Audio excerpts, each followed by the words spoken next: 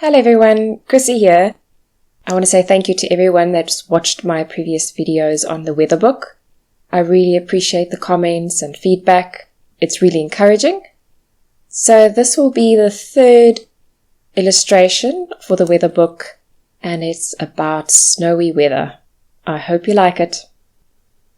So I start with rough sketching, brainstorming what I want to do, which characters I want to create, who these characters are. And I've already created the characters with the cover image, so I know the main character and who she is, but obviously there's going to be other children playing in the snow. And then I created this background, different types of trees, and experimented with different trees. You can see that I liked a shape of the tree, and I duplicated and warped it and shifted it around, so it's a little bit of a shortcut, but it works.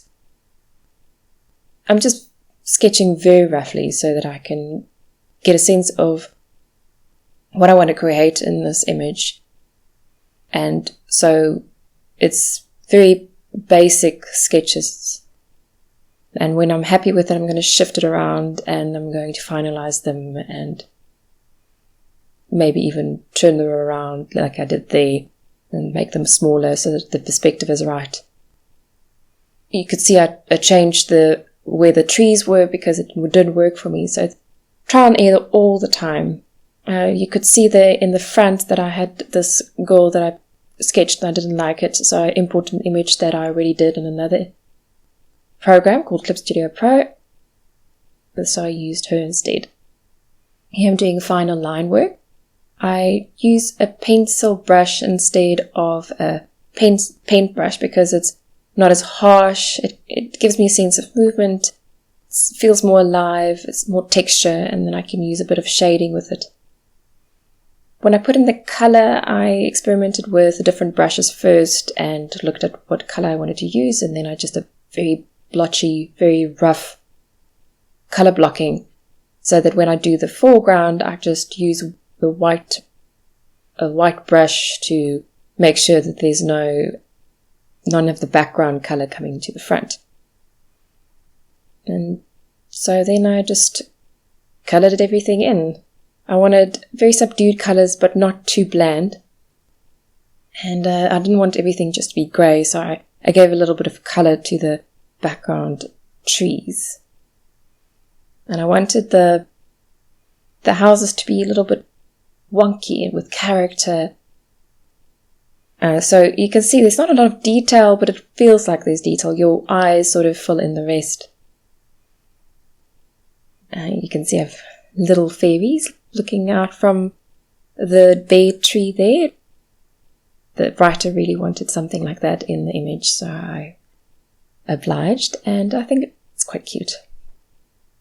So in my previous illustrations, what I did block coloring and I left the shading and the highlights right at the end, but with this one I did everything all at once. So I changed it around depending on what my mood is. You can see all the different little characters that I'm putting in there now, playing ball. And then I did the one right at the foreground. And she's not really part of the image. This is her sleeping at the end of the day after she had a very, very exciting day in the snow. I really struggled with her hair, so you can see that. But eventually I got it right. I wanted it very simplistic. I didn't want a lot of color there. I wanted her duvet to look like the snow. So I just put a little bit of shading in there and kept it white. Yeah, and then I experimented with some brushes that looked like snow and just sprinkled a little bit of snow on it and just gave it a little bit of life. And that's it. I really hoped you liked it. If you do, please subscribe, put some comments in it. You can even criticize. I really wouldn't mind. Everything is welcome.